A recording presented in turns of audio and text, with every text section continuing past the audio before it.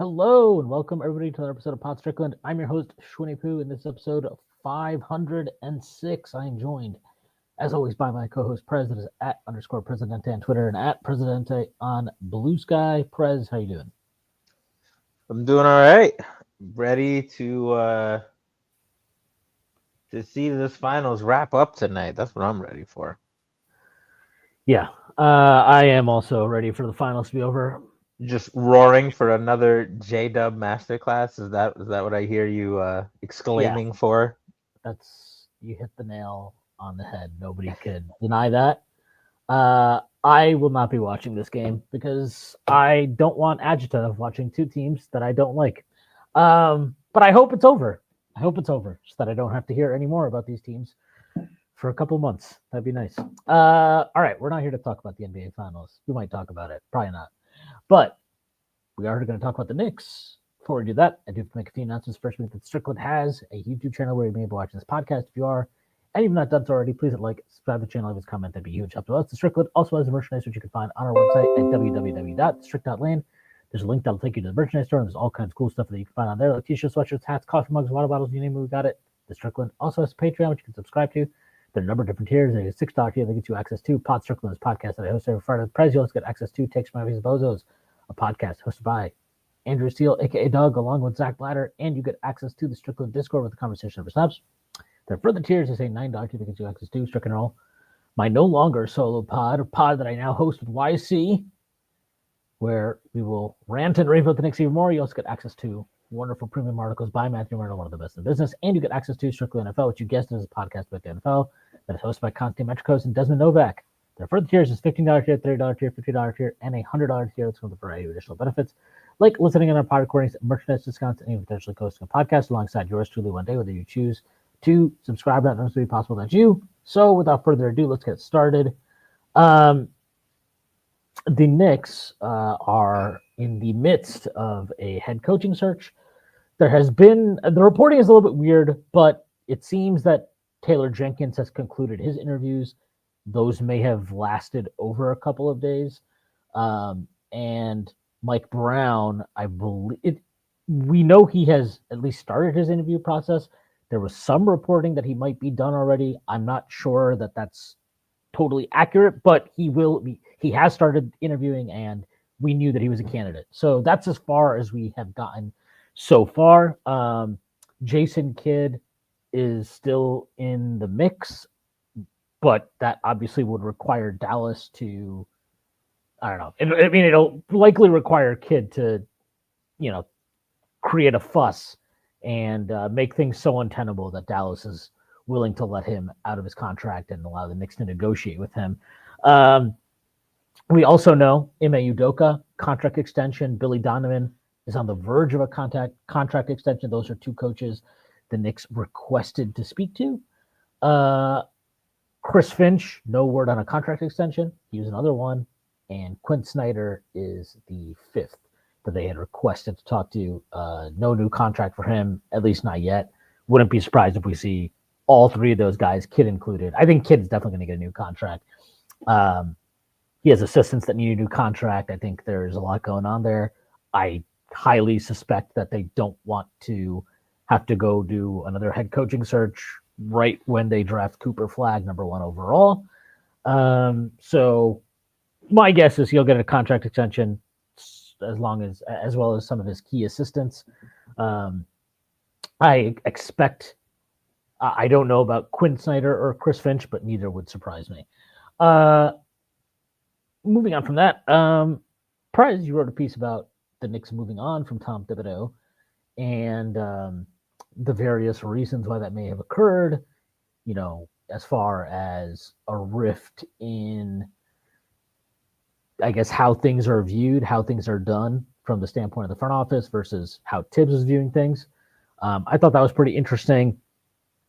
But I'll let you elaborate on that a little more, and then maybe, kind of talk about how you think that can inform what it is that the Knicks will be looking for from whoever it is that they hire to be their next head coach. Yeah, well, before I start that, there's two things. So when I was writing it, like a day before we published it, there was a report's not the right word.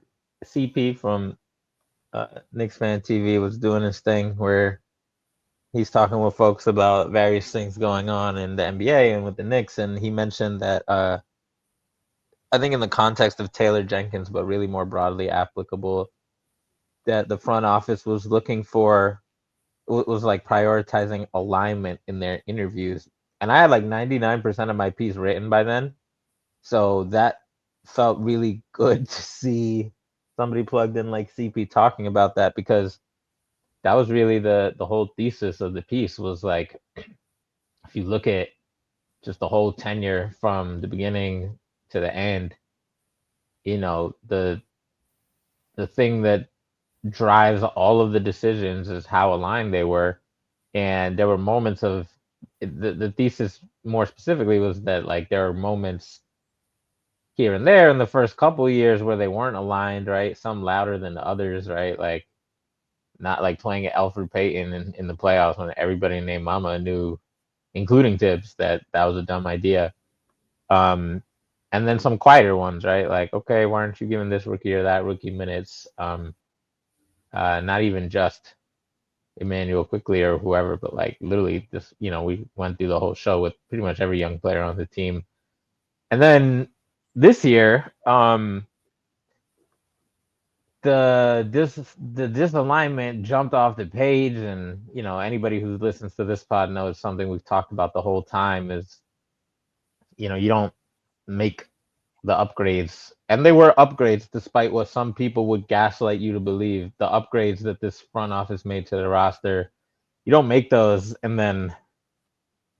uh and then you know take your hands off the wheel and cover your eyes and assume that everything Tibbs did was great and it was exactly how you planned it and you have give total deference. No, you acquire those guys with the vision for how they should be used, and you know it's stuff that anybody with eyes can see. It's that like okay, you have a great shooting big, you're giving him the ball less and you're letting him be a great shooter less. Like, is it a surprise? If it's a surprise to you that like the front office wasn't okay with that sort of thing, then like I got a bridge in Oklahoma to sell you. Like it's just like pretty obvious stuff. And it's really just the whole piece was just an accounting of a lot of these things, compiling a lot of the evidence that other people have gathered, and just kind of laying it out, and showing that like this team, their whole thing is like moving forward every year, improving the roster every year, improving the schemes every year, and upgrading where they can, big or small, every year, right? Like last summer, they had big upgrades, but sometimes it was more marginal upgrades throughout the years. And as you get better and as you get further in the playoffs, the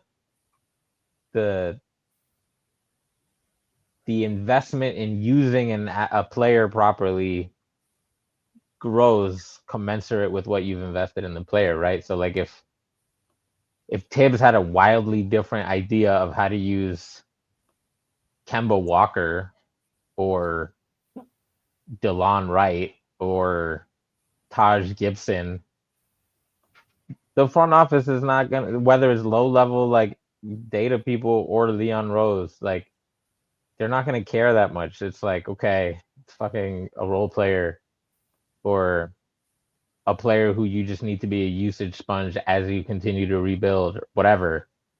When you're talking about star players, it's a much bigger deal. And it's also much more unusual, right? Like these guys are known commodities. Like Cat, Mikal Bridges, OG Anunoby, like most coaches in the NBA would understand immediately what the best way to use these players are. That Tibbs didn't is a pretty bad indictment. Like this isn't asking for some like innovative scheming to use these guys. It's like no, these guys like we know what Mikal Bridges did well in Brooklyn. We know what he did well in Phoenix. We know what Cat did well. We know what Cat didn't do well, and it's like do the good things and don't do the bad things, and that's pretty much it. And he didn't really do that. So that's what the piece was about.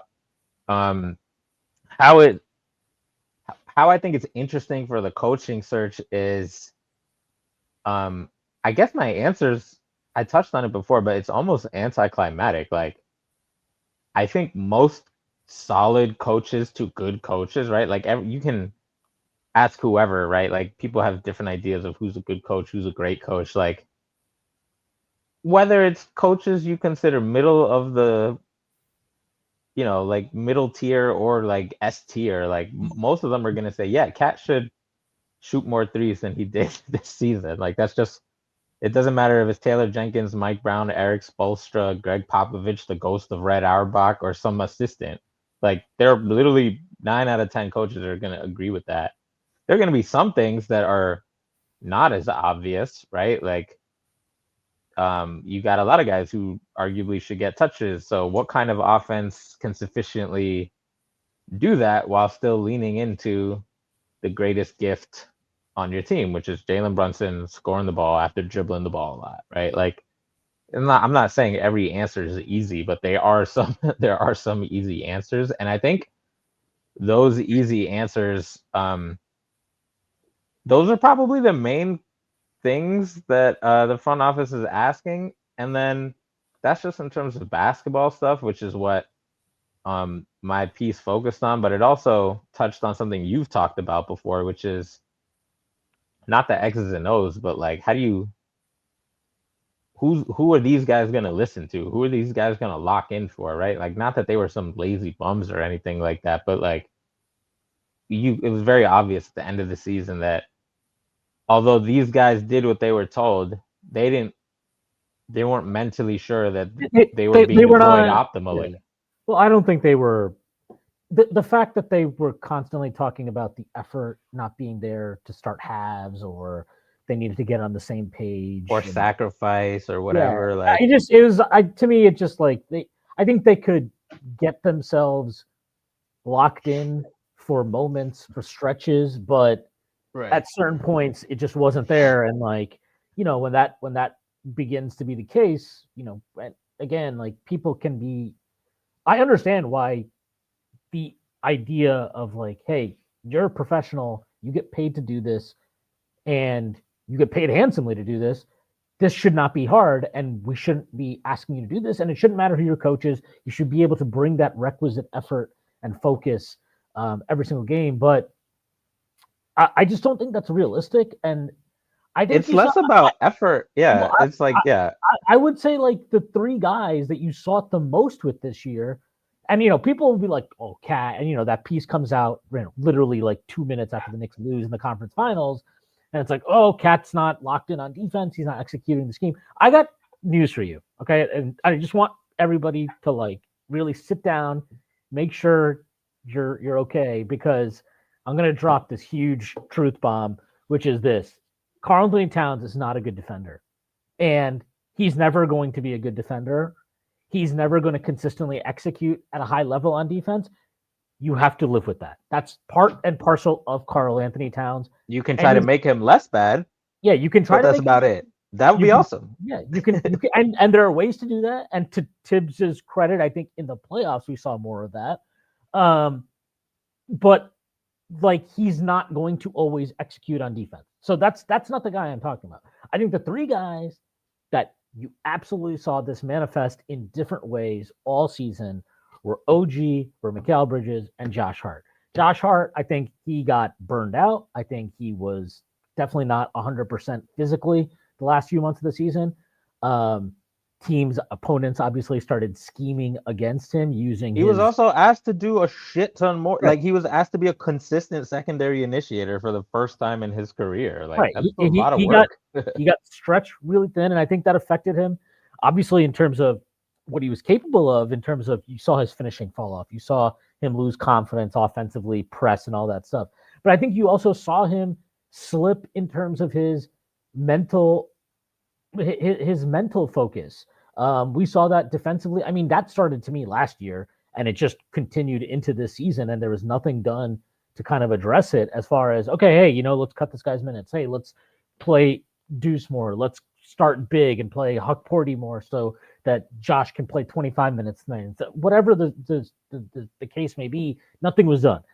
We saw this with Mikal Bridges. I think Mikal Bridges early on in this season determined, hey, if I'm going to be defending the point of attack all fucking season, and you're going to be doing this, I'm going to be doing this mostly with Cat at the 5 playing a deep drop, and there's not going to be any sharing of the load in terms of point of attack defense. You know what? And I'm going to play, every game, and I'm going to play 37 minutes. You know what? I'm not going to max out all the time. And in fact, I'm going to actively avoid fighting over screens. Now, if you look at the numbers in the playoffs, and I understand the optics at times can look really bad, but he actually did a pretty good job of fighting over screens, and his numbers in terms of his success rate in fighting over is pretty similar to a guy like Alex Caruso, who, and I'm not saying Mikal Bridges is the defender Alex Caruso is, because he's not. But that just gives you an idea of like, hey, look, there are going to be games where he gets fried, but overall, if you look at what he was asked to do in the playoffs, he lived up to that billing for the most part defensively. Offensively, different situation. And that I think he just has to own. He has to own whatever the fuck was going on with him offensively as far as his unwillingness to get to the rim, his unwillingness to kind of just draw contact, and his weird fucking like obsession with turning shots that could be layups into weird fadeaways. He's got to figure that out. And yeah, maybe a coach can help him do that, but that's on him. He's got to own that. There's no sugarcoating it. And I'll obviously be above the break 3-point shooting. That I'm a little bit more like, I think that'll just come around. I'm not that worried about it. And then with OG Anunoby, I mean, we talked about it all year where it's like when he was going good and he felt like into the games, he was into it. Again, I think he's another guy who got pretty sick of like, hey, I'm being asked to do XYZ things on defense. Then I get to be, corner boy. Me and Mikal get to be corner boys on offense. Like this is not fun. And that clearly affected his effort at times. Again, is that right? No, but like these guys are human. It's realistic that like at certain points, if they're like, hey, I'm not even fucking involved and I'm being asked to do all this thankless shit, I'm not going to do it. And, the worst part, I think, of what we saw this season is I think both Mikal and OG, like the idea of that lineup is that, yes, Mikal and OG are going to be the obvious plus defenders, but Josh Hart, if he's your third best defender and he's playing next to two other really good wing defenders, that should, he should be able to be a plus, and he was not. And effectively, I think because Thibs refused to use him, at the point of attack and never held him accountable for falling asleep off ball and was so reliant on kind of like having him on the floor for a variety of reasons, I think that it really hurt those guys. I think it hurt Mikal and OG quite a bit because I think they were just frustrated and it was like it bled into it. Anyway, the point being, I think it's I get why the expectation is effort should not be negotiable. We know that in the history of the NBA, that's just not true. Every there's you can tell me TJ McConnell and Alex Caruso and it's also easier to give effort, to give like max effort, right? Like nobody on the Knicks gave like poor effort. It was just a question of like, are you giving great effort versus max effort or good effort versus great effort, however you want to frame it. And like,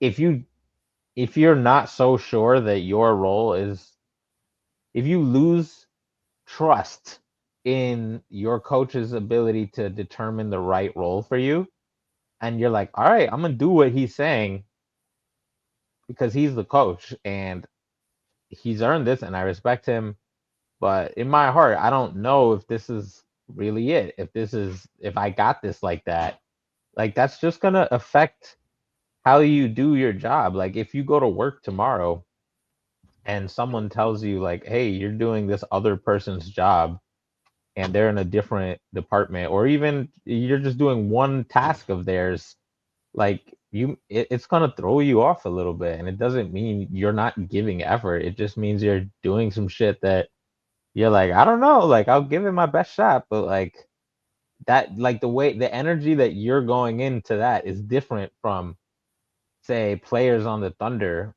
who know 100 fucking percent that their role is the best way they can be deployed on that team, and they have no doubts, no hesitations about it. It's not new to them. They've practiced it, all that shit. It's different.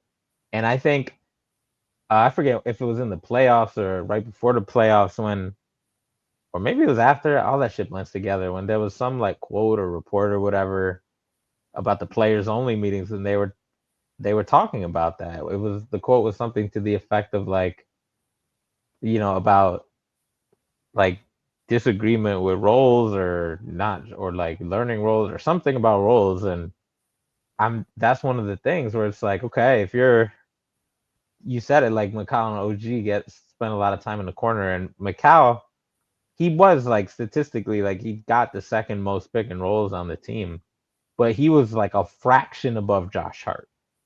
So And it's I like, think and a lot of that is skewed with, and I think this is again where it's frustrating for these guys because it's like once Brunson went out, all of a sudden you have to put the ball in McCall's hands more. You have to put the right.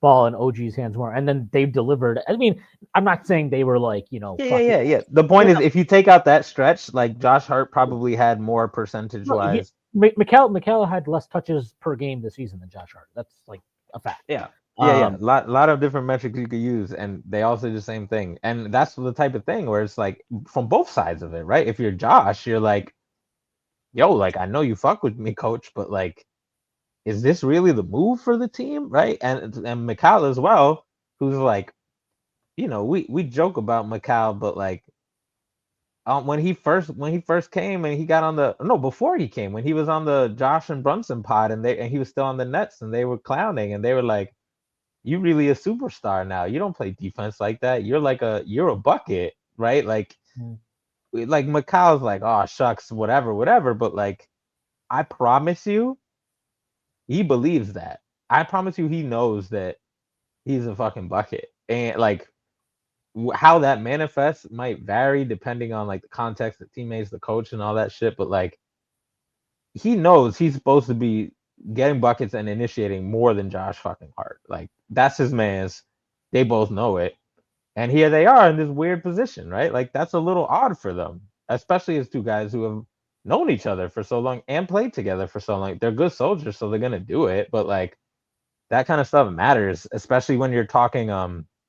This is the main point I wanted to get to.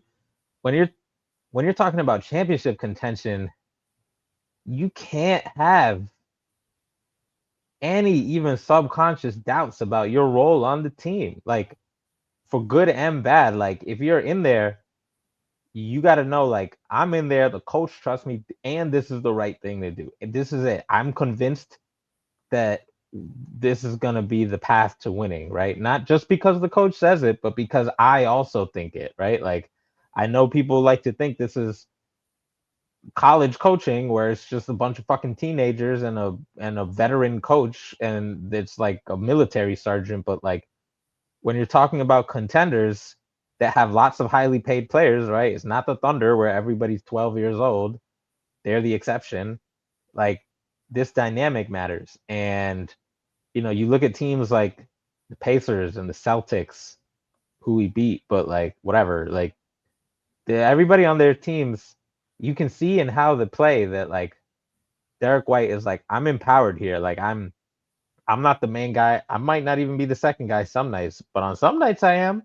And if that means I'm putting up fucking 15 threes, it is what it is. If that means I'm defending Julius Randle because I can, like, yes, let's fucking do it. I'm relishing that shit. Like Peyton Pritchard knows what he's supposed to do at all times, right? I'm gonna like if they throw me a grenade, I'm getting in my Seattle and one bag, and I'm gonna throw some shit up, and maybe it'll go in. If it's a end of the quarter, I'm gonna fucking dribble up like Mighty Mouse and somehow make a heave because that's what I do. Like Sam Hauser knows what he's gonna do. Al Horford knows what he's gonna do. There's no doubt. So when you look at the Knicks, like I know people know intellectually, like, well, like Josh Hart is gonna run some pick and roll, and Mikhail's gonna run some pick and roll. Brunson's gonna run the most pick and rolls, but like you can't. If you're a Knicks fan and you've watched a lot of their games, you can't tell me that you're confident that that was the right deployment, and B, like if you're not confident, why the fuck would you think they, who are way more ball knowing than we are for the most part, as the players doing it, why would you think they're maximally confident, right? Like, and that's the thing that I don't think people realize about pro sports is like there is no like it's so fucking competitive and it's so psychological. I didn't get into this in the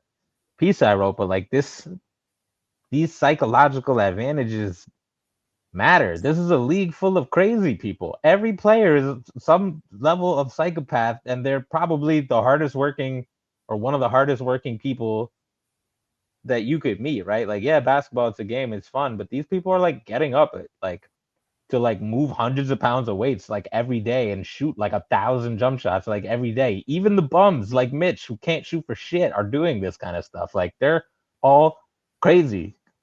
So like you relinquishing that advantage when the margins are that thin, that's tough, man. That's tough to swallow. So to zoom out like and get back to the coaching search element of it, I think it's not just alignment in terms of how to deploy these players, but also on how to talk to them, right? And that's really the more interesting thing to me about this coaching search because, like I said, different coaches they've talked to have different styles. Mike Brown is not Taylor Jenkins, is not Jason Kidd, but there's a lot of shit that all of them would probably have the same solution to. More interesting to me is how do you talk to how do you plan on working with this group of players, right? Like Cat's a weird dude. He's a good soldier. He's a weird dude. McCall's a weird dude, right? Like Brunson's a leader, but he's also not gonna scream at his boys. Like that's not who he's not Kobe, right? Like, so what are you gonna do? Like you can't really yell at them, right? Like, how are you gonna connect with them? Is it gonna be like I always screw up his name. How do you say the OKC coach's last name? Dagnall. Dagnall? Yeah. Dagnall. Like he's his relationship with the players is much different. He's been coaching a lot of these dudes since they were like barely could drink and since their team was ass. So like their respect is born out of like we've been in the trenches together. You're not even that much older than me, but like I fuck with you. You've proven that you can do this, you make the smart decisions, and when we carry them out, we kick ass, right? Like that's different. He's like the cool teacher that you ride for, that kind of vibe, which is a lot different than Rick Carlisle, right? Who's like, I've been in the fucking trenches and I might fucking yell at you, but I'm gonna also invite you to dinner. Also, I might just let one of my assistants run the show for like a whole quarter if I need to, because I trust them and you trust them, right? Like, so like these coaches, all what varies more to me is the communication styles of these coaches. And that's the type of thing that I could speculate on, like, oh yeah, here's what I think they should do with Cat, and here's a helpful thing with Brunson. If you ask me what's the best way to communicate with this group of players, I have way less of a clue.